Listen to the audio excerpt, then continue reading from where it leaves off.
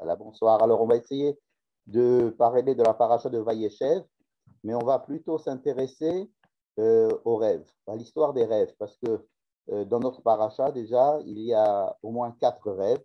Dans la paracha de la semaine prochaine, il y a encore 2 autres rêves de Pharaon, et c'est les rêves qui vont nous intéresser donc. Mais avant de commencer à parler des rêves, je voulais parler de la paracha elle-même. Donc, il y a 4 chapitres. Le premier chapitre, c'est l'histoire de Joseph, qui est vendu en Égypte. Ensuite, il y a le chapitre 38 qui parle de Yehuda, Judas. C'est un chapitre qui lui est consacré entièrement, une histoire que tout le monde connaît. Ensuite, il y a le chapitre 39, c'est l'histoire de Joseph qui arrive en Égypte, l'histoire avec Madame Potiphar, le fait qu'il soit mis en prison à cause de MeToo. Et ensuite, il est le chapitre 40, il y a 2 rêves, deux rêves de 2 anciens ministres de Pharaon qui sont racontés et que Joseph, qui se trouve aussi en prison, arrive à décoder et leur raconte cela. Voilà, donc il y a, si vous voulez, l'histoire de Joseph qui commence et qui finit, mais au milieu, il y a donc cette histoire de Yehuda et Tamar, de Judas. Alors, je vais en dire 2 mots parce que ça va être relié à l'histoire des rêves tout à l'heure, quand vous allez voir. Yehuda, il est écrit tout de suite, voilà le chapitre 38, commence comme ça. Pendant à cette époque, alors on ne sait pas de quelle époque il s'agit, c'est-à-dire que pendant que Joseph était en train d'être vendu en Égypte, Yehuda, Judas, descend. Alors on sait que les Hébreux habitaient plutôt au-dessus de la montagne, sur la crête de montagne qui s'étale depuis Shrem jusqu'à Hebron, et donc il descend de la montagne et va vers des gens qui habitent la terre de Canaan, vers le bas. Et il se marie donc avec une femme de Canaan. Ensuite, il a 3 enfants. Il y a une femme, la femme de son premier enfant qui s'appelle Tamar. Tamar se marie avec son premier enfant, mais ce premier enfant meurt. Le deuxième enfant meurt aussi, et donc il devrait la donner au 3e enfant, mais il ne le fait pas. Il va un jour se promener, il rencontre une prostituée. En fait, c'était Tamar qui s'était déguisée en prostituée. Et lorsqu'on lui dit que Tamar était enceinte, il ne sait pas que c'est elle avec qui c'était lui le responsable. Et en tant que juge, il décide de condamner Tamar. Au dernier moment, Tamar lui dit, attends, la personne qui m'a mis enceinte, c'est la personne qui a ces objets-là. Et là, Yehuda reconnaît ces objets. Et ensuite, Yehuda fait quelque chose euh, d'assez rare. Il reconnaît devant tout le monde sa faute et il, évidemment, épouse Tamar et ils ont d'autres enfants. Ils ont des enfants qui vont naître de cette union, d'où va naître aussi le roi David. Mais surtout, Yehuda, qui avait quitté ses frères pour avoir une vie indépendante, il se trouve que il fait de grosses erreurs de jugement, mais à la fin de cette histoire où il fait des erreurs de jugement, il a quand même la présence d'esprit et le courage de faire ce qu'on appelle teshuva, c'est-à-dire de dire devant tout le monde que c'était lui le fautif et que Tamar avait raison, et il redescend, si vous voulez, encore plus. Là, il descend de sa montagne, mais là, il va descendre de son piédestal en reconnaissant sa faute et en épousant donc Tamar. C'est une histoire que j'ai racontée sous un certain angle pour montrer que Yehuda, le 4e fils de Jacob, qui était préposé à la royauté, pourquoi est-ce qu'il est préposé à la royauté? Parce que, si vous voulez, il a le leadership déjà depuis la vente des frères de Joseph. On sait que Yehuda a le leadership parmi ses frères. Et là, on nous raconte une histoire au cours de laquelle il va montrer qu'il est capable d'humilité et il est prêt pour la justice à, se, à effacer son image de dirigeant, tout ça parce qu'il va être, à cause de la recherche de la justice, il va pouvoir être humble. Rappelez-vous ce mot-là. Il va y avoir un deuxième juste après, le chapitre d'après, Veyosef Hurad Mitzrayma. Joseph, qui est le fils donc de Rachel, donc le deuxième prétendant au trône, puisque c'est le fils de la femme préférée, Joseph. Lui aussi, il est descendu. Vous voyez qu'il y a les mêmes verbes. Vayered Yehuda, Yehuda est descendu. Ça, c'était une descente géographique de la montagne vers la vallée, alors que Joseph a été descendu du pays de Canaan vers le pays d'Égypte. Et il est descendu en tant qu'esclave. L'histoire de Joseph, qui a commencé dans notre paracha par être vraiment extrêmement bénéfique pour lui, si j'ose dire, puisque Jacob va le choisir tout de suite comme étant le prochain prince. Il lui offre un habit de prince, et c'est lui qui est choisi par Jacob comme étant le prochain roi. Et bien lui est descendu. C'est-à-dire, on sait que justement cet avantage qu'il a envers ses frères va faire que ses frères vont le vendre, et il va lui aussi descendre. Donc voilà deux prétendants au trône, Yehuda et Yosef, qui descendent et qui, lors de leur descente physique, vont aussi apprendre à descendre de leur piédestal et à acquérir, si vous voulez, une certaine dose d'humilité. Alors, pourquoi est-ce qu'on est dans cette histoire-là de trône, et pourquoi est-ce que je parle de trône? Parce que notre paracha, qui raconte en fin de compte l'histoire des enfants de Jacob, voilà le début de la paracha. Vayeshev Yaakov, be'eretz megure aviv, be'eretz Kenaan. Jacob, reste, lui, dans la terre où ses pères ont habité, c'est-à-dire la terre de Canaan. Et pourquoi on nous dit cette phrase? Parce que dans la fin de la paracha précédente, on avait raconté les Toledot, c'est-à-dire l'histoire, les engendrements de son frère Esav. Esav, on avait donc longuement, dans la semaine dernière, vers la fin de la paracha de la semaine dernière, dit Ele Toledot à Esav. C'est comme ça même que ça continue, que ça finit. Ele Toledot Esav hu Edom, n'est-ce pas? Et par contre, ici, on va montrer Ele Toledot Yaakov, Yosef. Voici les engendrements de Yaakov, en commençant par l'histoire de Joseph. Mais entre les deux, pour justifier le fait que l'histoire de Yaakov va être plus longue, plus sinueuse et qu'on va s'y intéresser plus longuement, c'est parce que parmi les deux frères, Yaakov est le seul qui soit resté en terre de Canaan. L'autre frère est allé dans le pays d'Édom. Donc, on a fini avec Esav la semaine dernière.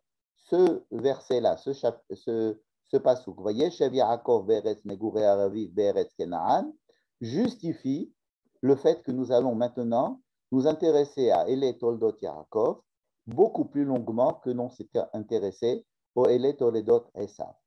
Donc, si vous voulez, on a Ele Toldot Esav, Ele Toldot Yaakov, et entre les deux, nous avons ce passouk, ce verset, qui va justifier justement que les Toldot Yaakov vont être beaucoup plus longs et beaucoup plus compliqués que les Toldot Esav, puisque les Toldot Esav, on en a fini avec un grand chapitre la semaine dernière et c'est tout. Tandis que là, ça va être toute l'histoire du peuple juif qui commence. Alors, on a fini avec les parents. Abraham est mort, Yitzhak est mort dans le texte seulement. En fait, il n'est pas encore mort sur le plan chronologique, mais le texte l'a fait déjà mourir la semaine dernière et enterré. Maintenant, Yaakov, on a vu qu'il avait aussi, on avait raconté toute son histoire pratiquement, toute l'évolution de Yaakov au cours de ses péripéties et ses rencontres et son évolution. Maintenant, on s'intéresse à la quatrième génération. Et à la quatrième génération, donc, nous nous retrouvons avec 12 enfants. Et pourquoi est-ce que je parlais tout à l'heure de royaume, c'est-à-dire de leadership? Parce que justement, 12 enfants, ce n'est pas un enfant. Et donc, 12 enfants vont vivre ensemble, ils vont former un peuple, et il va falloir un leadership, quelqu'un qui va diriger ce peuple. quand il y avait Abraham, et il était seul, il a eu 2 enfants. On a, je n'ose pas dire le mot éliminé, mais le texte ne continue pas à nous raconter l'histoire d'Ishmaël, mais celle de Yitzhak. Ensuite, le texte ne continue pas trop de nous raconter l'histoire de Esav, mais celle de Yaakov. Donc, il ne s'agissait pas de leadership entre 2 frères, mais d'une sélection, malheureusement, entre 2 frères. Ici, nous n'allons pas choisir un enfant de Yaakov. Nous allons au contraire choisir un leadership, parce qu'il va falloir diriger ce peuple.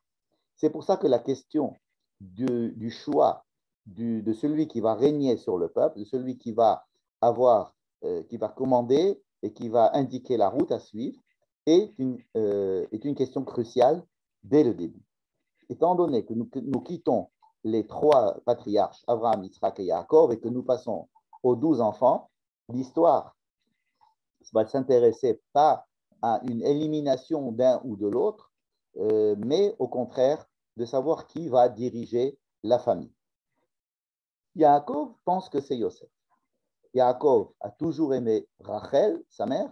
Il a toujours préféré sa mère. Pour lui, Léa lui a été imposée. Tous les enfants de Léa lui ont été imposés. Donc pour lui, il est naturel que ce soit Yosef qui dirige.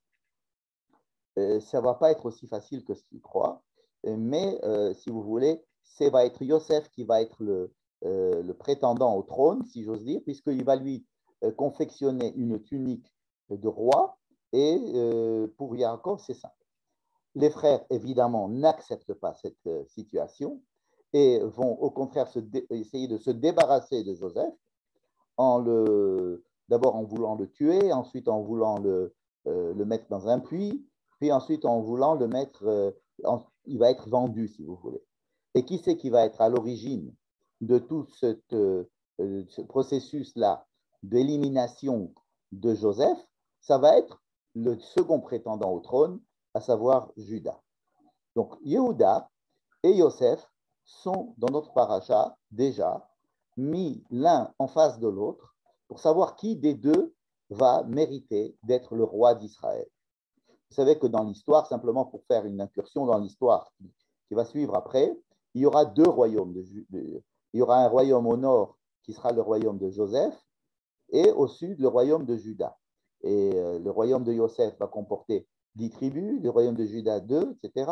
Donc vous voyez que cette histoire de conflit entre Yosef et Yehuda, qui commence dans notre paracha, je ne sais pas si elle va s'arrêter à un moment donné, en tous les cas peut-être à la fin des temps, mais elle exprime forcément 2 tendances au moins, 2 manières de diriger le peuple. Et donc, il est question effectivement de savoir qui va régner. Bon. Donc, si vous êtes d'accord avec moi, de savoir que la question de savoir qui va régner est essentielle dès le début de notre paracha, je voulais vous rapporter un verset. Un verset qui se trouve très, très, très loin dans la Torah, puisqu'il se trouve dans le livre de Devarim. Voici le verset. Si un jour tu veux avoir un roi, nommer un roi à ta tête, il faudrait qu'il ait plusieurs critères. Parmi les critères du choix d'un roi, levil tirum levavo me'echav. Il ne faut surtout pas qu'il s'enorgueillisse par rapport à ses frères. Ça veut dire que l'un des critères, il y a beaucoup de critères pour choisir un roi en Israël, mais l'un des critères qui est assez fondamental est celui de l'humilité. Le roi qui ne sait pas faire preuve d'humilité ne sera pas roi. C'est un des critères fondamentaux de la royauté, celle de savoir qu'on est le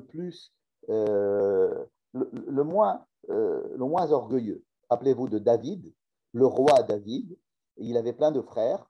Quand Samuel vient pour nommer le fils de Ishaï et de lui dire qu'il était roi, on voit les frères, tous les frères qui sont l'un plus grand et plus beau que l'autre, et il dit non, c'est pas eux. Et ensuite, on avait complètement oublié le petit rouquin qui était dans les champs, et on lui dit, ah oui, il y avait celui-là aussi, et Shemuel dit, ben, c'est celui-là.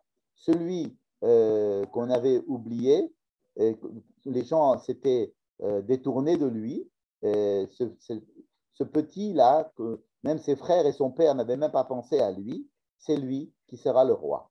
Et David Améler va dire dans les psaumes, dans les Tehillim, sans arrêt que lui est pauvre, qu'il est malheureux, qu'il n'est rien.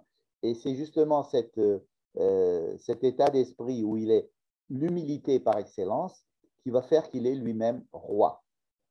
Humilité ne veut pas dire manque de capacité, humilité ne veut pas dire manque de courage ou être capable de faire des exploits militaires ou spirituels, mais il faut toujours garder en esprit qu'il n'est rien. Hein, d'ailleurs, vous connaissez peut-être le Midrash qui dit que David a vécu 70 ans, mais que même ces 70 ans ne lui étaient pas dus, hein, comme si David n'avait pas le droit de vivre. Et Adam, le premier homme, devait vivre 1000 ans. Et dans les cieux, Adam a dit, je donne 70 ans de ma vie pour qu'il y ait un roi qui se rappellera David. Donc Adam ne vivra que 930 ans, le pauvre. Mais David, donc, va gagner, va avoir ces 70 années alors qu'il n'aurait pas même pas dû vivre. Hein, c'est comme ça que même Isaac n'aurait pas dû vivre. Hein, sa mère étant stérile, lui-même, il allait être sacrifié. Jacob aussi avait du mal à être là. Hein. Il s'accroche au pied de son frère, il est obligé de mentir, de voler, etc.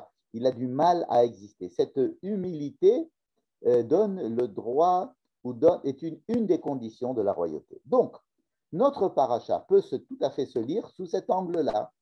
Qui sera le plus humble des deux, Joseph ou Judas? Joseph, dès le début, il n'est pas humble du tout. Il est au contraire nommé par son père comme étant le futur roi et même il raconte des choses à ses frères qui ne montrent pas, qui ne sont pas du tout des signes d'humilité, au contraire. Judas, par contre, oui, il est, grâce à ce chapitre 38, va montrer que malgré un début assez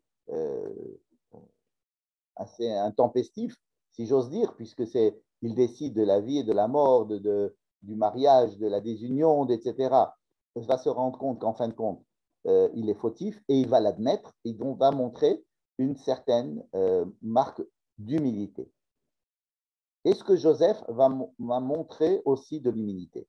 Il est possible que toute l'histoire de Joseph, à partir de maintenant jusqu'à la fin, va apprendre à Joseph cette humilité. On va donc essayer, on pourrait lire notre paracha et les parachiotes suivantes jusqu'à la fin du livre de Bereshit comme des leçons que vont vivre ces deux personnages qui vont aller vers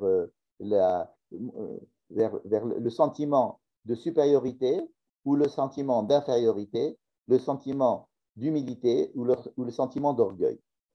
On voit dès le début que Yehuda, si j'ose dire, on lui règle de son compte. C'est-à-dire tout de suite, il y a un chapitre qui lui est consacré pour dire que oui, lui a appris l'humilité, il a reconnu sa faute devant tout le monde, ce qui va lui permettre d'être le père de la lignée qui va amener plus tard le roi David.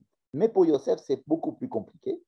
Et donc, Yosef va avoir beaucoup plus de péripéties. Et l'histoire de Joseph va être racontée de façon beaucoup plus en détail. Et c'est ça que nous allons essayer d'étudier ce soir. Donc, rappelons-nous simplement de cette idée qui peut être une idée conductrice de toute l'histoire, à savoir qui peut faire preuve d'humilité pour pouvoir ensuite être le leader du peuple et peut-être être le roi qui va diriger ce peuple. Bien. Alors, en ayant mis cette idée de côté, on va maintenant rentrer dans le détail des rêves. D'abord, une petite parenthèse à propos des rêves dans le livre de Bereshit. Je vous ai fait un tableau ici où j'ai mis deux parties. Jusqu'à notre paracha, qui rêve et quand est-ce qu'on rêve? Alors, je vous ai apporté 3 exemples de rêves qu'il y a eu jusqu'à notre paracha. Dieu va aller chez le roi Avimelech, qui est un roi de la bande de Gaza, Ashkelon à l'époque, qui est le roi des Philistins. Et rappelez-vous, Abraham avait sa femme Sarah qu'Avimelech avait pris parce qu'il lui avait dit qu'elle était sa sœur. Dieu va, dans le rêve, parler à Avimelech. Donc Dieu va chez Avimelech et lui parle. Il n'y a aucun problème pour le texte de raconter ce que Dieu dit à Avimelech. Il a des choses à lui dire, il les lui dit. Hein.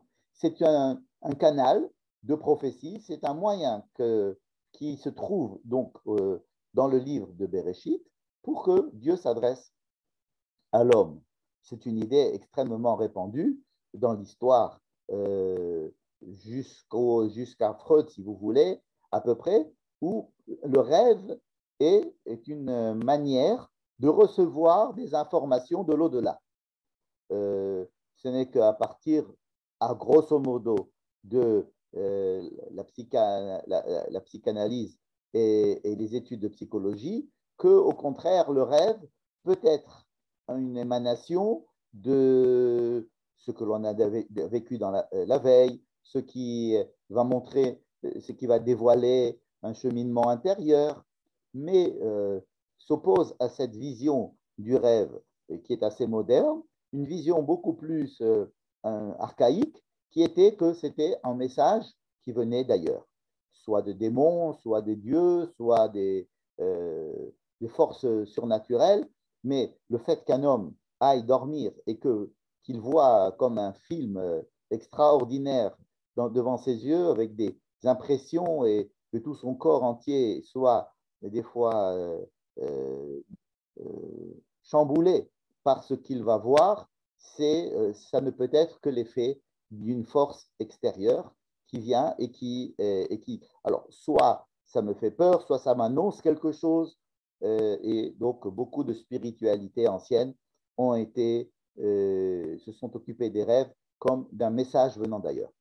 Donc, le premier rêve que nous avons vu chez Avimelech, ça ne choque absolument pas la Torah au début de nous raconter que Dieu va parler à Avimelech directement. Qu'est-ce qu'il va lui dire? Il va lui dire, remets, Sarah, c'est la femme d'Abraham, remets-la lui, etc. Donc, il lui parle. On va voir aussi un autre rêve, c'est celui de Yaakov qui rêve d'une échelle, l'échelle de Jacob. Alors là, il se passe deux choses dans le rêve. Il y a quelque chose qui se passe, une vision, ce que j'appelle le maré, mais il y a aussi, lors du rêve, une prise de parole de Dieu qui se trouve au-dessus de l'échelle et qui parle à Jacob. Donc il y a ici un passage, si vous voulez, du rêve, simplement un canal de parole divine, et là il y a parole divine qui passe et Dieu va parler à Jacob, mais il va y avoir en plus, il va y avoir une vision de quelque chose qui se passe, à savoir une échelle, des anges, etc. Un autre exemple de rêve qu'on va voir plus tard, ça va être lorsque Jacob est chez Lavan, il travaille chez lui. Jacob va rêver d'un ange qui va lui parler aussi. Cet ange va lui dire, écoute, ça suffit à Jacob de rester chez Lavan, rentre à la maison. Mais il va aussi rêver à la même occasion, Jacob va rêver de brebis et d'animaux qui vont être sélectionnés selon leur couleur et selon les tâches qu'ils ont, ce qui va donner à Jacob l'idée donc de partager les animaux qu'il a en charge chez Lavan entre les animaux blancs et les animaux tachetés. Donc, si vous voulez, c'est une information, c'est aussi une vision de certaines choses qui seront accompagnées ensuite par une parole bien claire d'un ange qui parle à Jacob par le truchement du rêve. Donc, si on peut dire jusqu'à présent, qu'est-ce qui s'est passé? Comment est-ce qu'on voyait les rêves jusqu'à présent? Les rêves étaient une manière pour, disons, Dieu de parler à l'homme, quel qu'il soit. C'est un canal de prophétie admis. Et donc, il y avait cette chose-là qui est que, sans problème, Dieu vient et parle à l'homme dans son rêve, et ainsi l'homme se réveille, et c'est comme si Dieu lui avait parlé. Il ne remet pas en doute cette parole. Pour lui, c'est clair. Pour le texte de la Torah, c'est clair aussi. Bien que vers la fin, comme vous avez vu, en plus de la parole de Dieu, il y a aussi des objets ou alors des animaux qui sont mis ici en scène et dont on ne connaît pas tout à fait le sens. Hein. Mais étant donné qu'il y a une parole divine qui accompagne ces choses-là, donc celui qui rêve ne s'intéresse pas trop à ces choses-là. C'est-à-dire que lorsque Yaakov va rêver d'une échelle, bon, il ne va pas en faire, une explication. Évidemment, nous, les lecteurs, nous allons essayer d'imaginer des interprétations de ce rêve. Mais Yaakov, non, ce qui l'a impressionné, c'est surtout le fait que Dieu lui ait parlé. Ça, c'est avant. À partir de notre paracha et jusqu'à la fin du livre de Bereshit, nous allons trouver plusieurs rêves. Alors, il y a des rêves de Joseph que nous allons étudier bientôt. Il y a des rêves de 2 ministres de Pharaon qui ont été mis en prison et qui se retrouvent avec Joseph, pardon. Et la semaine prochaine, il y a 2 rêves de Pharaon. Donc, il y a 2 rêves de Joseph, 2 rêves des ministres et 2 rêves de Pharaon. Et cette fois-ci, dans ces 3 doubles rêves, Dieu ne parle pas, contrairement à tout ce qui s'est passé jusqu'à présent. Au contraire, il y a des mises en scène, des rêves impressionnants, mais qui ne sont pas accompagnés d'une parole divine, en tous les cas, pas d'une parole divine claire. Et donc, il va falloir qu'il y ait un spécialiste qui va nous décoder la signification de ces mises en scène. Alors, les mises en scène ici, j'ai mis mar'é. Mar'é, c'est-à-dire une vision. Hein. On a déjà vu des visions. On a vu celle de l'échelle chez Jacob. On a vu la vision des animaux tachetés avec l'ange chez Lavan.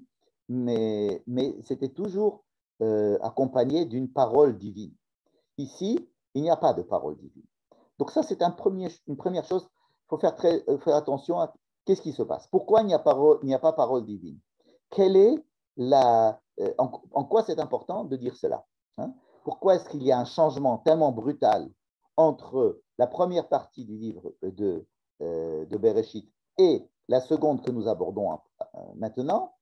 Deuxièmement, si la parole de Dieu n'est pas présente, qui c'est qui va interpréter les rêves? Alors, dans les 2 derniers cas, c'est-à-dire lorsque les ministres vont raconter leurs rêves à Joseph, Joseph est le représentant, le spécialiste du décodage de rêves. Et il est admis de tout l'entourage que Joseph est un décodeur parfait. Donc, si vous voulez, lorsque Joseph va parler, c'est comme si on recevait la parole de Dieu, mais en différé. C'est-à-dire qu'effectivement, la parole de Dieu n'apparaissait pas dans le rêve, mais nous avons l'explication du rêve après. Et donc, c'est encore plus pratique parce qu'on peut discuter, etc., avec le représentant de Dieu qui va nous expliquer le rêve. Donc, les 2 ministres vont rêver et c'est Joseph qui va apporter ce qu'on appellera un pitaron. Pitaron, c'est-à-dire l'explication du rêve, le décodage du rêve. Pour Pharaon aussi. Pharaon rêve, mais Dieu ne lui parle pas. Pharaon sent qu'il y a un message qui lui est transmis, mais il ne le comprend pas. Il a besoin de quelqu'un qui lui décode. Et c'est Joseph, évidemment, qui va traduire les rêves de Pharaon. Mais la question qu'on va se poser ce soir, c'est les rêves que fait Joseph. Qui c'est qui les traduit? Qui traduit les rêves de Joseph? Et c'est la proposition que je vous fais ce soir et que nous allons essayer d'étudier ensemble. La proposition est que toute l'histoire que la Torah va nous raconter depuis maintenant jusqu'à la fin du livre de Bereshit, au moins, ça sera une longue histoire et c'est cette histoire qui va être l'explication des rêves de Joseph. C'est-à-dire que je vous propose cette hypothèse. Joseph rêve, mais personne n'interprète ses rêves. En tous les cas, les interprétations qui lui sont faites, elles vont être erronées ou elles vont être mues par des intentions de peur ou de... Il n'y a personne d'objectif qui va venir expliquer ses rêves. Lui-même, peut-être, ne les comprendra pas ou les comprendra mal. Ce n'est qu'à la fin de l'histoire, c'est-à-dire à la fin du livre de Bereshit, vraiment à la fin, que nous pourrons peut-être décoder les propres rêves de Joseph. Ça, c'est le deuxième point. Et je vais essayer de vous le démontrer. Troisième point, le troisième point est celui-ci. Comment cela se fait-il qu'il y a deux rêves chez Joseph, deux rêves chez les ministres, deux rêves chez Pharaon? À quoi nous servent les rêves des ministres? À quoi nous servent les rêves de Pharaon? Et pourquoi ils sont toujours en double? Je propose que Joseph va apprendre à décoder ces deux rêves à lui grâce aux deux rêves que vont faire les ministres et aux deux rêves que va faire le Pharaon. C'est-à-dire que les expériences que Joseph va pouvoir traverser en expliquant les rêves des ministres et en expliquant les rêves de Pharaon vont lui apprendre à expliquer ses propres rêves. Et c'est pour ça qu'il y a tellement de détails et tellement d'insistance à nous raconter des histoires qui, a priori, n'ont aucun intérêt pour notre histoire à nous, l'histoire de Joseph et ses frères, puisque, par exemple, le ministre, il y a un des deux ministres qui va survivre et qui va être celui qui va se rappeler de Joseph. Donc on peut se dire, bon, alors raconter l'histoire de ce ministre est utile pour l'histoire de Joseph. Mais en quoi raconter l'histoire de l'autre ministre qui va être tué tout de suite est importante, puisque de toutes les façons, il ne va pas intervenir dans l'avenir de Joseph, n'est-ce pas? Donc, on est obligé d'inclure ces paires de rêves dans un schéma qui va nous apprendre, si vous voulez, à décoder les propres rêves de Joseph. Donc voilà, si vous voulez, les points que je voulais vous démontrer ce soir, et on va commencer à le faire sur le texte. Voilà, alors je commence par les rêves de Joseph. Donc on a dit que Joseph est habillé par son père de vêtements royaux et que ça ne plaît absolument pas aux frères. Les frères ont vu que Jacob préférait Joseph. Ils l'ont haï. Ce n'est pas un verbe anodin, c'est quand même la haine entre tous les frères et Joseph. Ils le haïssent. Velo yachelu dabero les shalom, ils ne peuvent même pas lui parler paisiblement. Et donc, il y a une animosité tout de suite qui se crée par la préférence que Jacob a de son fils Joseph. On ne va pas rentrer dans les commentateurs et essayer de voir pourquoi, quelle est l'erreur qu'a fait Jacob, est-ce que c'est une erreur, etc. On va simplement se focaliser sur les rêves. Alors, je commence le premier rêve. Vaya Chalom Yosef Chalom. Chalom, Yosef rêve un rêve. Vayaged le Echav, il le raconte à ses frères, ce qui va attiser leur haine. Et voici, la Torah nous raconte ce rêve. Hein. C'est-à-dire que ce n'est pas simplement la conséquence du rêve qui est raconté ici, le fait que ce rêve a été raconté par Joseph à ses frères et que ça a augmenté leur haine envers lui, mais la Torah prend la peine de nous raconter le rêve qu'a fait Joseph. Vayomer alehem, Shimruna chalomazeh asher chalamti, écoutez ce rêve que j'ai rêvé. Voici que nous sommes en train de ramasser des gerbes, probablement des gerbes de blé, alemim alumim vetoch hasadeh. Donc nous sommes dans un champ. Dans mon rêve, donc nous sommes dans un champ. Nous sommes tous, chacun en train de ramasser nos gerbes de blé qui ont probablement été moissonnées. Et on est surpris de voir d'ailleurs des Hébreux agriculteurs. Jusqu'à présent, on pensait qu'ils n'étaient que bergers. Veine, kama alumati vegamitsava. Et voici que tout à coup, ma gerbe se dresse. Elle se lève et elle se dresse. Hein. Vehine, à chaque fois que vous voyez vehine, hein, ça veut dire qu'il y a une scène importante qui commence. Donc, vehine, anachnu me'alemim alumim betoch hasadeh. Donc, nous sommes tous en train de ramasser nos gerbes. Bon. C'est une description assez paisible. Chacun est en train de ramasser sa gerbe. Chacun, c'est-à-dire chaque tribu. Donc, il y a ici une individualisation de chaque tribu et les gerbes de chaque tribu. Le deuxième Vehine, voilà, le deuxième Vehine, Kama alumati, je sors de l'ordinaire. Mais ma gerbe, la gerbe de Joseph, sort de l'ordinaire puisqu'elle se met debout, toute seule, elle se met debout. Dans un rêve, tout est possible. Vegam nitzava, et elle reste debout et elle est par rapport aux autres gerbes, pardon, qui pourraient être un peu plus étendues, elle est debout. C'est-à-dire que non seulement elle sort de l'ordinaire, mais elle est mise en exergue. Et elle est debout. Tout le monde la voit. Hein. C'est quelque chose qui est vu de tout le monde. Vehine, le troisième Vehine, vous voyez, Vehine. Tesubena alumotechem. Alors, les autres gerbes se mettent autour de ma gerbe. Vatishtachavena la alumati, et elles se prosternent, comme les gerbes se prosternent devant ma gerbe. Voilà. Donc, il ne faut pas être un grand psychanalyste pour imaginer que cela veut dire que Joseph rêve d'être, en tous les cas, celui qui va être au centre de l'histoire lorsque tous ses frères vont être là pour être ses sujets. Ils vont se prosterner, donc ils vont être ses sujets. Et aussi, on remarquera qu'il s'agit de gerbes de blé, donc c'est autour de la nourriture que cela se passe. Il va y avoir donc ici une histoire de nourriture dans laquelle Joseph a une position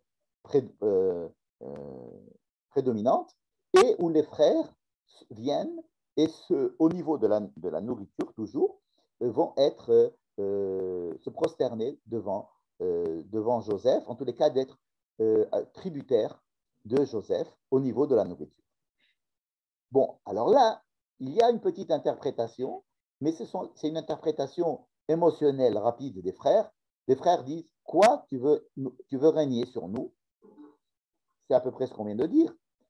Tu veux régner sur nous? Alors, dans ce cas-là, c'est la goutte d'eau qui fait déborder le vase, ou alors, comme on dit en hébreu, c'est la gerbe qui fait plier le dos de l'âne. Et alors, il y a un élément qui n'est pas pris en compte dans l'explication des frères, c'est qu'il s'agit de nourriture. Il ne s'agit pas d'un pouvoir absolu, d'un royaume. Il s'agit qui soit tributaire du fait que lui ait une gerbe qui tienne, alors que leur gerbe à eux se prosterne. Donc, c'est plutôt relié à la nourriture. Mais nous avons une forme d'interprétation des frères. Joseph ne dit absolument rien au niveau de l'interprétation. Ce sont les frères qui prennent ce rêve comme une raison supplémentaire de haïr leur frère qui veut prendre le dessus. Déjà, il avait été habillé par une kétonette passim, c'est-à-dire un vêtement de roi par son père. Et là, Joseph lui-même leur dit qu'ils vont venir se prosterner devant sa gerbe. Pas devant lui, devant sa gerbe. Mais pour eux, c'est pareil. C'est eux qui se prosternent devant lui. Ils ne font pas attention que ce sont des gerbes qui se prosternent devant des gerbes, mais ils se disent que c'est eux qui vont se prosterner devant lui. Bon. Il y a un deuxième rêve. Joseph, Vaya Chalom, Od, Chalom, Acher. Donc il fait un autre rêve. Il rêve un autre rêve. Un autre rêve, c'est très important, vous allez voir pourquoi. Ce n'est pas le même rêve. Il y a un autre rêve. Voyons voir cet autre rêve. Il s'appelle Otolechav, il est allé encore le raconter à ses frères, incrédule ou idiot ou alors manipulateur. On ne sait pas très bien pourquoi est-ce qu'il va encore une fois raconter ça à ses frères, alors que le résultat du premier n'avait pas été concluant. Voyons, mère, peut-être il leur demande de l'aider à comprendre. Hine, chalam ti chalom. Peut-être c'est pour leur dire aussi, regardez ce que Dieu a décidé pour nous, puisque les rêves, ce sont des messages divins. Regardez, donc, qu'est-ce que vous voulez qu'on fasse avec ça? Voyons, mère. Hine chalam ti chalom od. Voyez encore une fois, od. Ici, c'était un chalom acher. Il y avait chalam ti, il y a chalom od, chalom acher, il y a chalom od. Donc, c'est un rêve autre ou un autre, ou un rêve supplémentaire. Est-ce que c'est un rêve supplémentaire ou est-ce que c'est un rêve autre? N'est-ce pas? Vaya chalom od, vaya chalom acher. Ine chalamti chalom od. Veine. Encore une fois, ce veine qui dresse un tableau dans le rêve.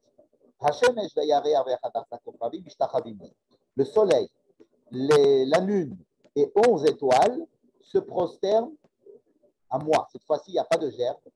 Il s'agit de Joseph lui-même qui se trouve dans le rêve. C'est sa personne elle-même. Et il y a des étoiles qui se prosternent devant lui. Un nombre assez intéressant puisqu'il s'agit de 11 étoiles. 11 étoiles. On rappelle qu'il a 11 frères. 11 frères. Mais il n'y a pas écrit ici qu'il s'agit des frères. Il s'agit d'étoiles. Je ne sais pas comment est-ce qu'une étoile peut se prosterner, mais comme on a dit, dans les rêves, tout peut se passer. Bon, et que le soleil et la lune et les 11 étoiles se prosternent devant moi. Alors là, cette fois-ci, on se prosterne devant Joseph. Bon. Il raconte ce rêve, cette fois-ci, à son père et à ses frères. Pourquoi au père? Parce qu'il se trouve qu'il n'y a pas que 11 étoiles, il y a aussi le soleil et la lune.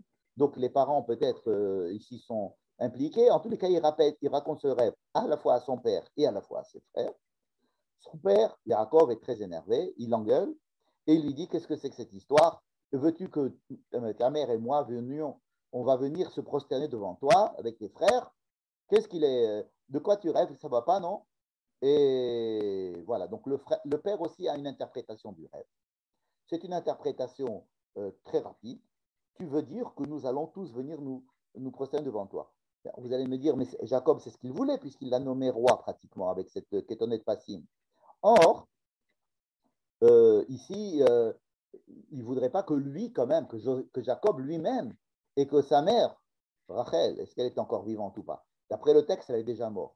D'après d'autres commentateurs que nous avons étudiés les années précédentes, il y a une possibilité pour que cette histoire se soit passée alors que Rachel est encore en vie, qu'ils étaient encore à Shrem et que Rachel n'était pas encore morte. Mais enfin bon, fermons la parenthèse.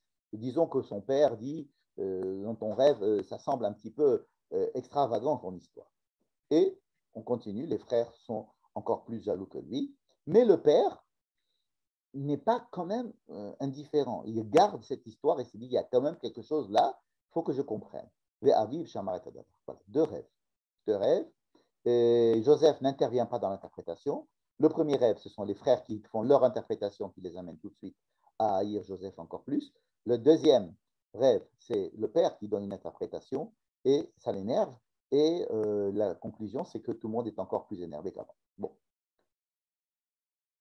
Ensuite, vous savez que Joseph va être vendu, comme on a dit, etc. Il va arriver chez Potiphar, un ministre de Pharaon. Joseph va grandir, si j'ose dire, chez Potiphar. Il va réussir grâce à ses qualités extraordinaires de peut-être manipulateur, peut-être intelligence, peut-être savoir-faire exceptionnel. Il va devenir le maître de la maison de Potiphar. Il est aussi attrayant. Madame Potiphar veut qu'ils aient des rapports. Joseph, à la dernière minute, refuse et donc elle l'accuse d'harcèlement sexuel et il va être mis en prison. Mis en prison, il va rencontrer là-bas, donc il va être encore. Donc Joseph est monté, et paf, les frères l'ont mis dans un puits, hein, dans la première histoire.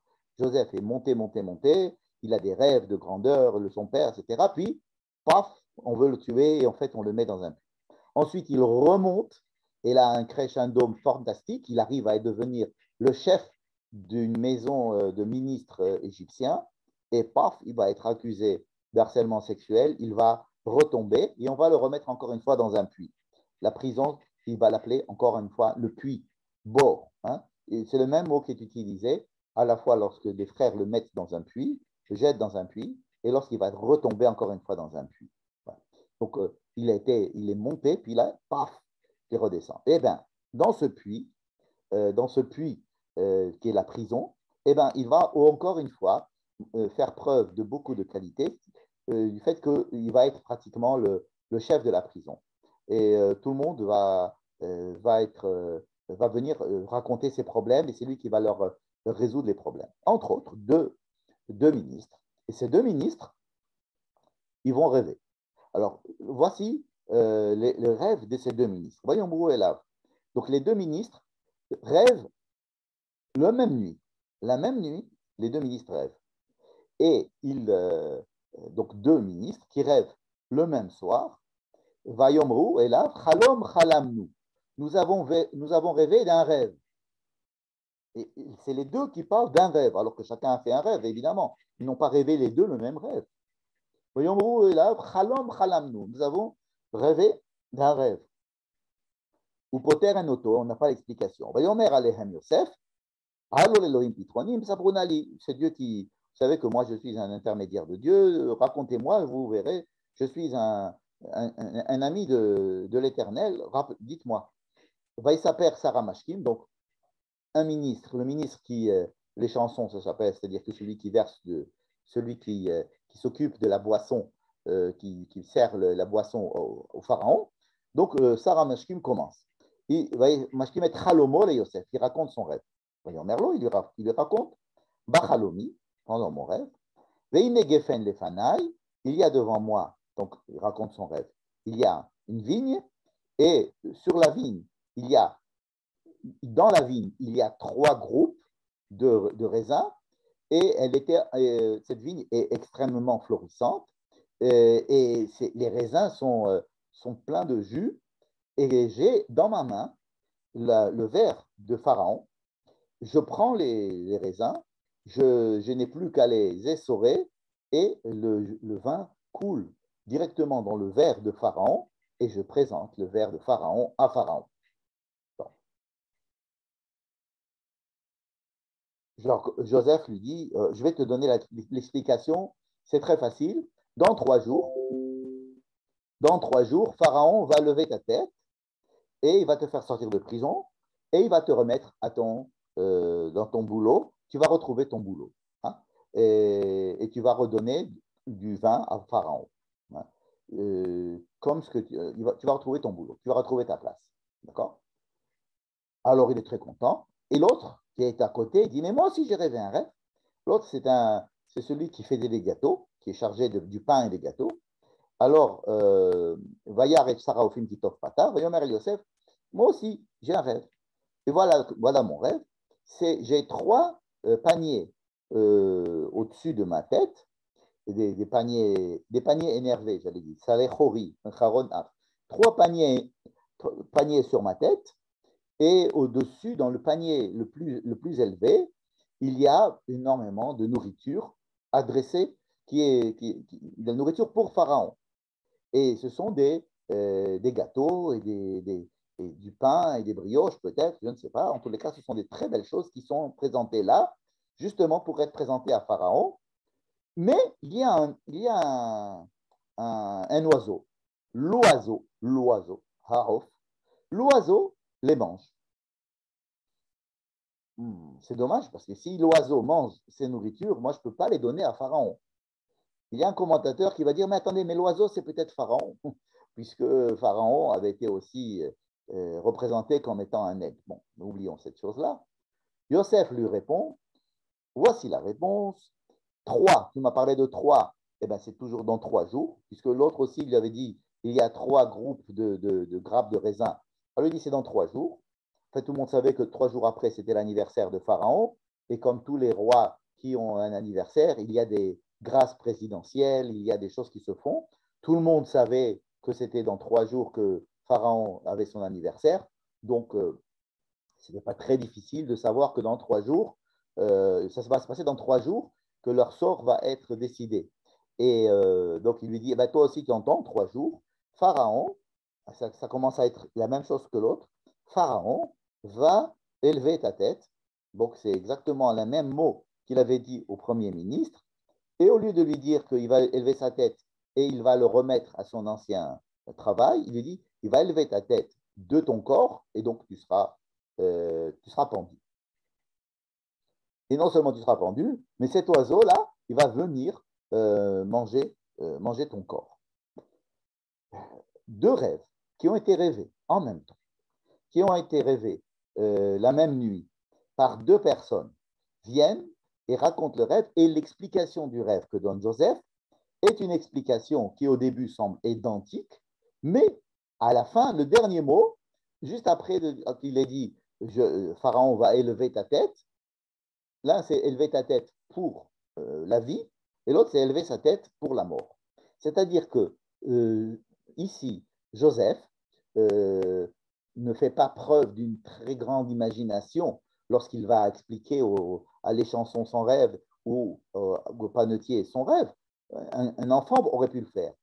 Le génie de Yosef, c'est d'avoir pu décider qu'il s'agissait ici de quelque chose qui pouvait être interprété comme un seul rêve, une seule unité, des choses qui sont extrêmement semblables, avec les mêmes mots, avec les mêmes motifs, des motifs qui sont adaptés au vin et au pain, mais et puis Joseph va savoir qu'il y en a un qui est totalement différent de l'autre, l'un va vers la vie, l'autre va vers la mort.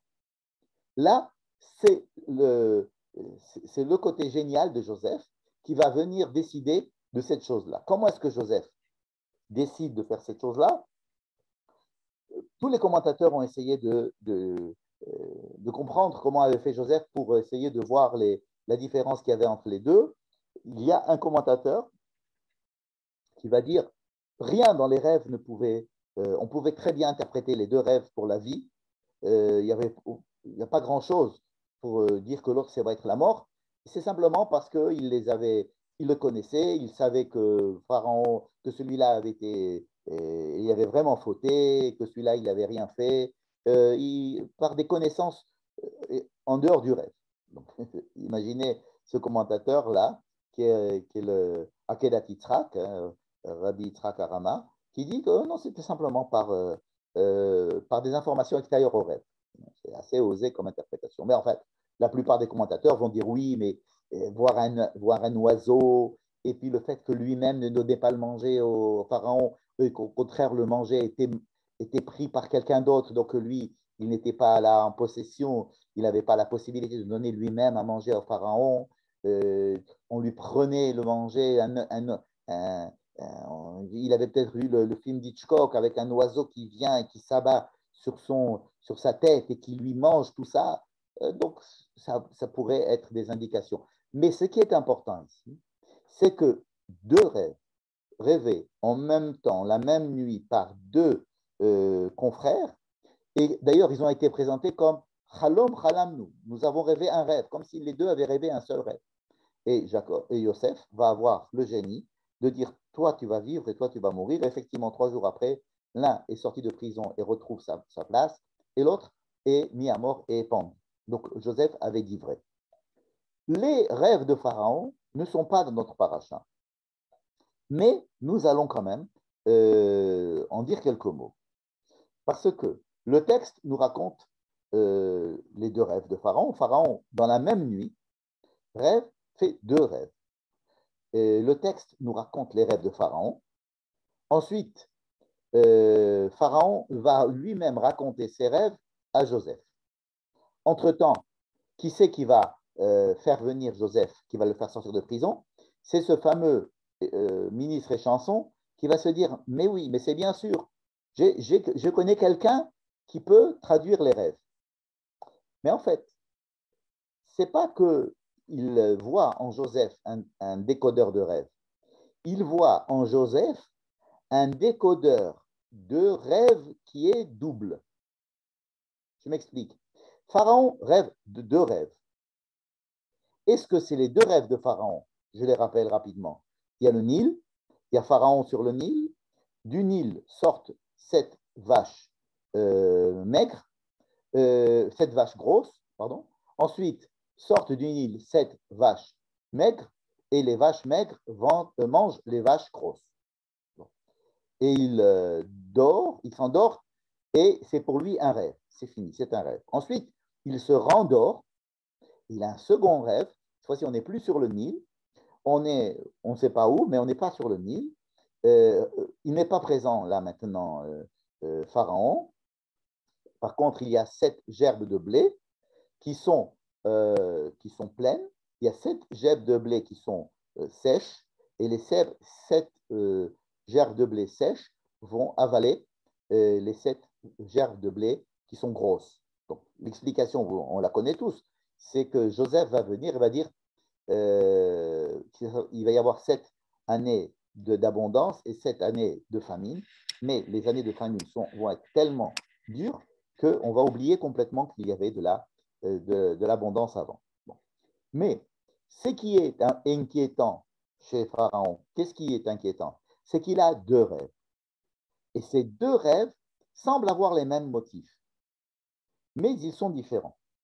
On peut passer la soirée à montrer toutes les similitudes entre les 2 rêves, 7, belle, grosse, mangée par des maigres, moches, etc. Et on peut voir les différences.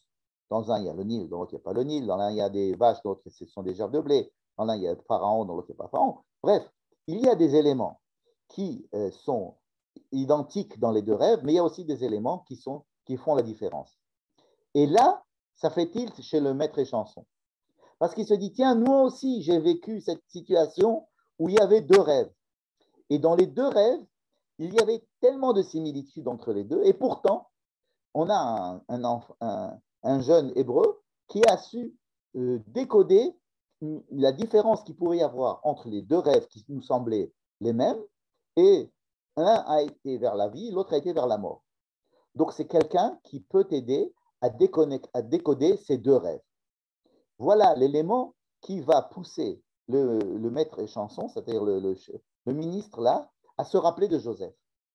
Ce n'est pas tant un rêve et son explication, parce que ça, il devait y en avoir beaucoup, mais c'est le fait qu'il y ait eu 2 rêves et avec des similitudes et avec des différences. Et ça lui rappelle beaucoup son histoire à lui et son copain qui était en prison. Il y avait 2 rêves, la même nuit, avec beaucoup de similitudes et beaucoup de... Et pourtant, Jacob va donner des explications totalement opposées. Et alors, c'est grâce à ça que Joseph va être sorti de prison, il va venir.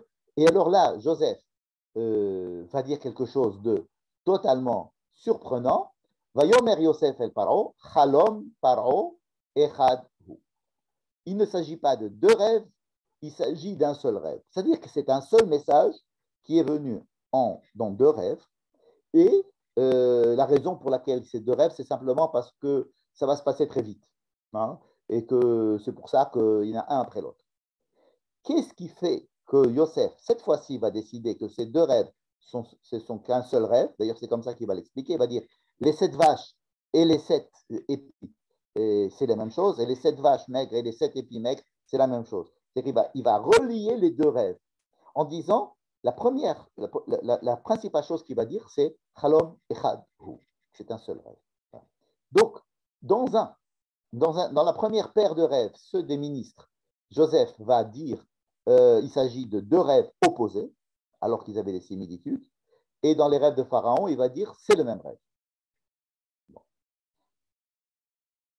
L'explication, après, l'histoire fait son cours. Hein. Il va dire une autre chose. Il va dire ces rêves ne sont pas là pour nous annoncer l'avenir, mais pour nous indiquer la voie à suivre pour faire que cela ne se réalise pas.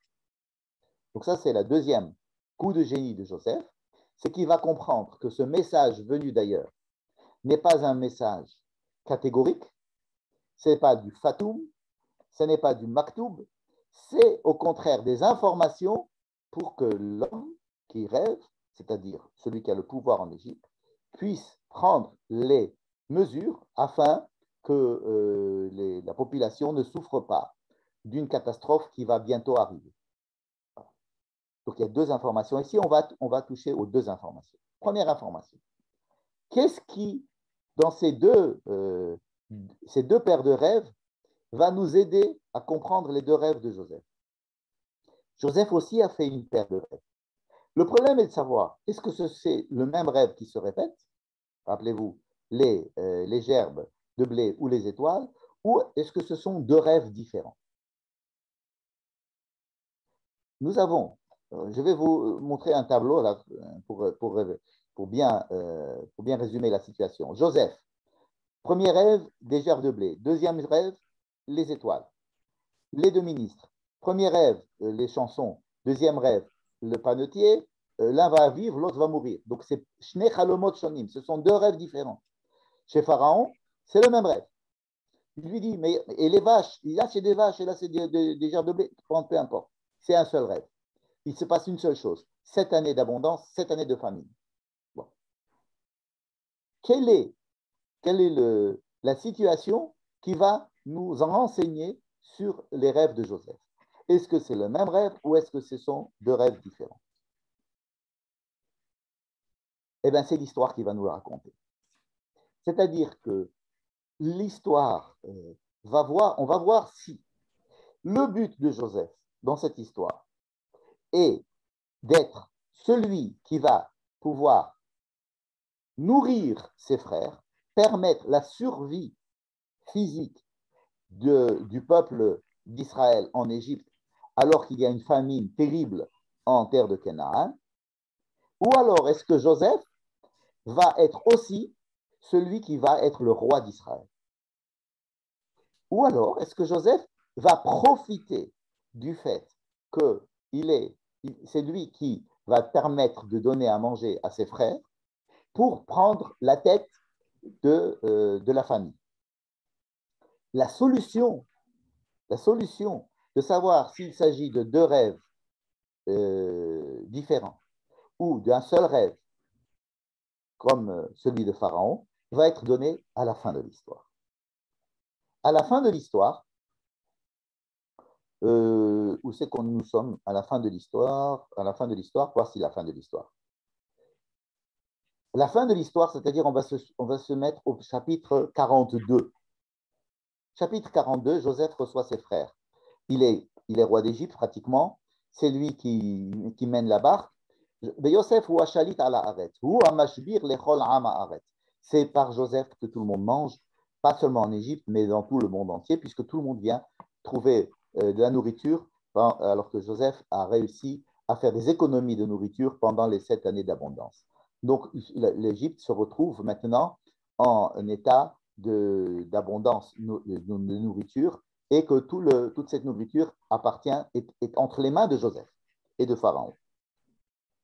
Vayavo ou Yosef, les frères de Joseph viennent, Vayishtachavulo apaim arza, et ils se prosternent devant lui.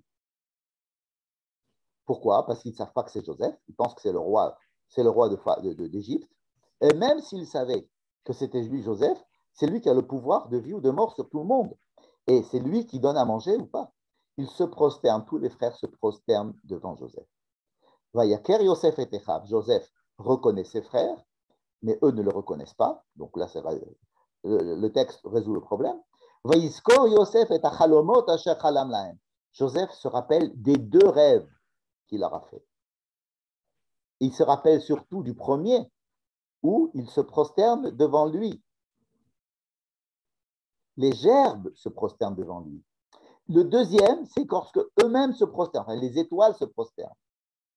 Vayomer alehem meragelim atem, et donc il commence à faire son histoire, il dit vous êtes des espions, etc. Vaïskor Yosef et Achalomot, il se rappelle des deux rêves. Alors, quelle est la différence qu'il y a entre ces deux rêves? Rappelons-les. Un, c'est que la gerbe de Joseph, c'est-à-dire le pouvoir c'est-à-dire le fait qu'il soit mis en exergue, c'est grâce à la situation économique qui existe dans le monde.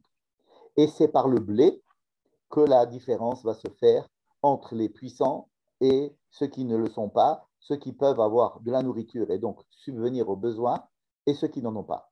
Joseph est le nourricier. Ça, c'était le premier rêve. Le second rêve, il n'est pas question du tout de nourriture, il s'agit d'étoiles. Rappelez-vous que les étoiles, dans la famille d'Abraham, Isaac et Jacob, ils savent très bien que les étoiles, c'est le signe du peuple juif. Dieu aurait dit, ta descendance sera comme les étoiles, ce seront comme les étoiles du ciel. Donc, voir les étoiles venir, c'est que tous les enfants d'Israël, le peuple d'Israël, venir se prosterner devant Joseph, ce deuxième rêve voudrait dire qu'il est le roi d'Israël. Joseph est le roi d'Israël. Donc, est-ce que le fait que ses frères viennent se prosterner devant lui, est-ce que c'est le signe de la réalisation du premier rêve ou aussi la réalisation du second rêve? Parce qu'ils ne le connaissent pas encore. Ce n'est pas qu'ils l'ont reconnu en tant que roi. Ils ne le connaissent pas.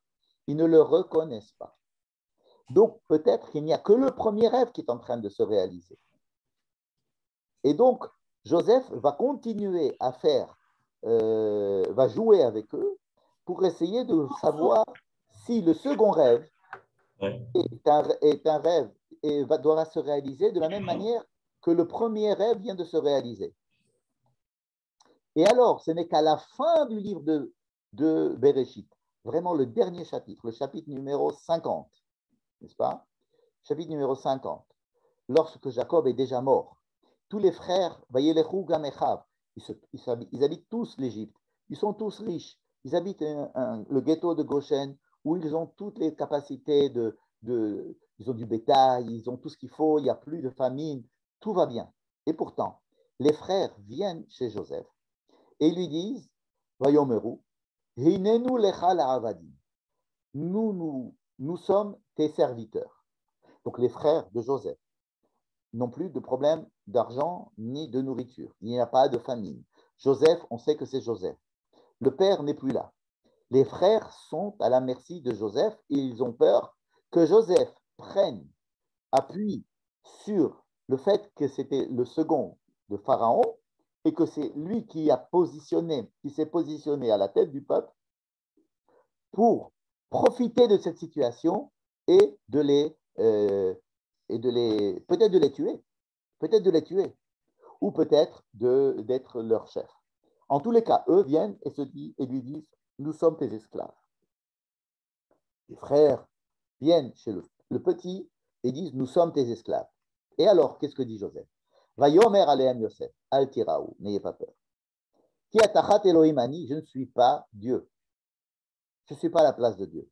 Atem chashavtem alay ra'a, vous avez mal interprété les choses que je vous ai racontées.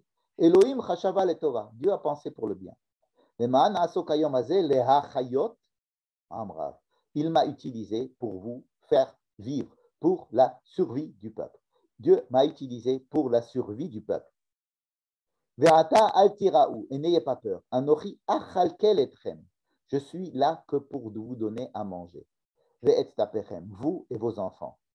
C'est-à-dire que Joseph déclare ici qu'il n'est pas leur roi, qu'il ne va pas leur faire de mal, qu'il ne va pas profiter de la situation, mais qu'il a été là uniquement pour la réalisation du premier rêve. Et que le second rêve, qui était une option, à savoir le fait qu'il soit le roi vraiment, Joseph la repousse.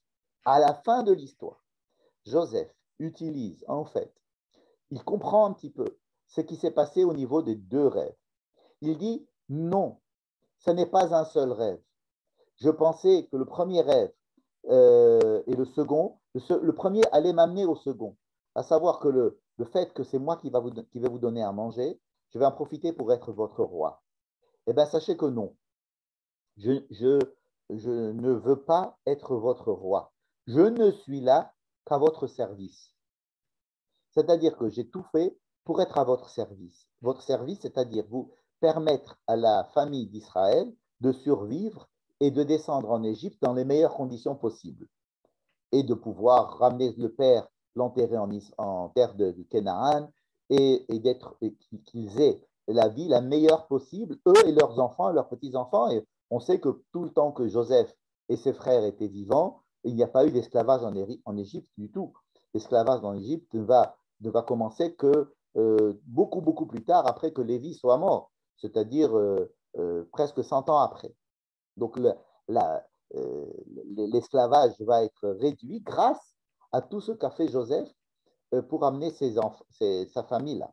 Et donc, nous voyons cette hypothèse que je vous avais proposée à la base, qui n'est pas la mienne, qui est celle du professeur rabbin Jonathan Grossman, qui propose, donc, mais il n'est pas le seul. Il y a d'autres rabbins du Gush Etzion qui, en analysant tout ce que je viens de vous dire et en faisant la comparaison des rêves et de se dire pourquoi nous raconter tellement de rêves? C'est pour nous dire qu'il y avait en fait deux options. Et que est-ce que les deux rêves étaient un seul rêve ou deux rêves différents? Et cette option est restée jusqu'à la fin. Jusqu'à la fin, on ne savait pas si c'était deux rêves ou un seul rêve. C'est-à-dire si le deuxième rêve pouvait être simplement être un alinéa du premier en se disant oui, on va venir se prosterner, mais tu ne seras pas notre roi. Hein.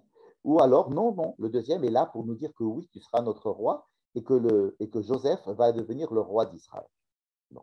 Le père qui avait dit au début, qui était très énervé contre cette chose-là, parce qu'il se demandait ce qui allait se passer au niveau du père et de la mère, c'est-à-dire est-ce que Joseph allait prendre le pouvoir à la fois sur les frères, mais aussi sur lui et sur sa femme, c'est-à-dire sur un pouvoir, j'allais dire, despotique, mais il avait senti que quelque chose allait se passer. Le deuxième point que je voulais vous rappeler, c'est que la question qu'on avait posée au début était de savoir lequel des deux va être roi. Cette question-là, elle n'est pas complètement résolue. Bien que Joseph refuse d'asservir ses frères et de justifier sa position uniquement sur le côté économique, il reste quand même une velléité, il va rester une velléité dans la descendance de Joseph qui va vouloir s'appuyer justement sur cette éventualité et de traduire le second rêve comme un rêve à part entière et donner la force à tout le royaume du Nord de, oui, devenir roi et de ne pas laisser la royauté à Juda. Donc, il y a ici quelque chose qui a été tranché par Joseph. Hein, il va dire que les deux rêves, en fait, ce ne sont qu'un seul rêve et que le but des deux rêves, ce n'est que économique, mais quand même, la possibilité de dire que ce ne sont pas deux rêves, que ce n'est pas un seul rêve, mais deux rêves, et donc il va falloir absolument mettre en pratique ce deuxième rêve et que la tribu de Joseph, les tribus de Joseph et d'Éphraïm vont prendre le pouvoir en Israël pour essayer de faire un royaume à part entière, et peut-être même supplanter celui de Juda, ça va rester comme une éventualité. Ça veut dire que même si à la fin de l'histoire, Joseph tranche et dit qu'il s'agit d'un seul rêve, la possibilité que ce soit deux rêves différents, un économique et l'autre du pouvoir politique et spirituel, va rester à l'intérieur de l'histoire collective d'Israël comme une éventualité qui va être donc proposée. Et donc on connaît l'histoire des 10 tribus qui vont être perdues. Deuxième point, on avait dit qu'il fallait, pour être roi, être humble. On sait que Juda va avoir des capacités de leadership et qu'il va montrer qu'il est humble. Mais on va voir aussi, justement, par le fait que Joseph dise « Je ne veux pas être roi, je n'étais là que pour le côté économique. Ce n'était pas deux rêves, c'est qu'un seul rêve.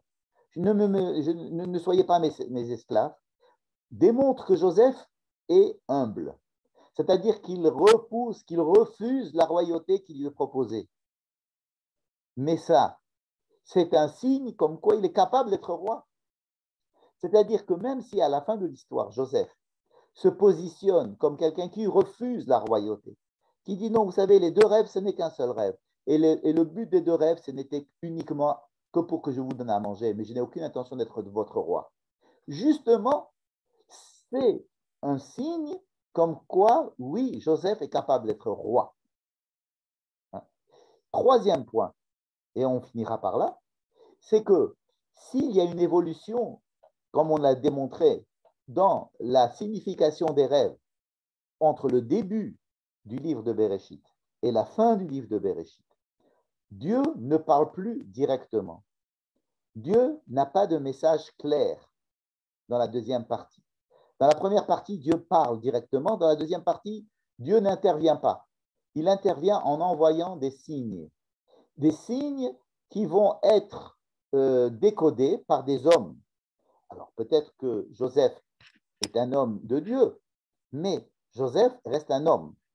Et le rêve même de Joseph va rester à décoder tout au long de l'histoire de la deuxième partie du livre de Bereshit, et c'est l'histoire elle-même qui doit enseigner ce qui va advenir du décodage de ses rêves. L'histoire de Yosef et ses frères, mais l'histoire de tout le peuple juif. Cette histoire-là où Joseph a une possibilité d'être roi et de détrôner la royauté de Juda, est-ce qu'elle va être tranchée par l'histoire de Joseph uniquement ou elle va être tranchée par l'histoire du peuple d'Israël en son entier? C'est une question qui reste posée.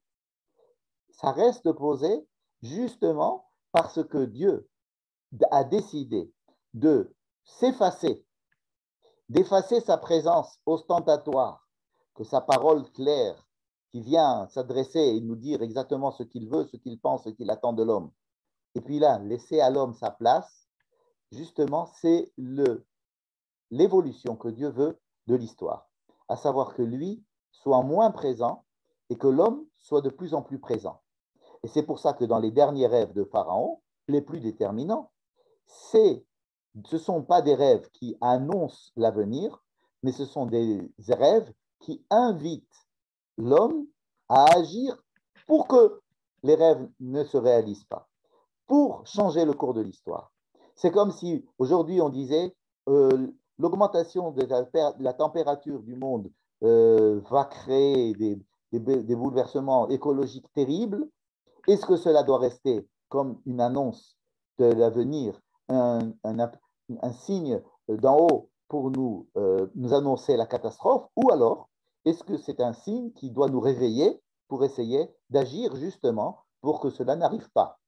Il faut les deux. Il faut qu'il y ait un signe d'en haut, une révélation de scientifique, une révélation de prophète, une révélation qui vient nous dire voilà ce qui va arriver. Et deuxièmement, nous dire justement, il faut agir pour que cela n'arrive pas. C'est exactement ce qu'a fait Joseph. Et donc, cette évolution entre une présence très importante de Dieu à l'intérieur du rêve, où c'est Dieu qui dit exactement ce qui va se passer, et l'homme n'a absolument aucun moyen de changer cela. Dieu dit à Avimelech, tu prends cette femme, tu la rends à son mari Abraham. Dieu qui vient, qui dit à Yaakov, va, c'est moi qui vais m'occuper de toi. L'ange qui lui dit, rentre chez toi, quitte la vanne, et ça y est, c'est fini. Alors que là, la parole de Dieu se met en retrait pour laisser la place à l'homme. Laisser la place à l'homme qui va décoder l'histoire, qui va décoder les signes qui lui sont donnés pour essayer, lui, de comprendre sa vie, l'avenir et surtout agir pour que les meilleures choses puissent arriver et pas le contraire. Voilà. Je vous remercie beaucoup. Maintenant, je ouvre les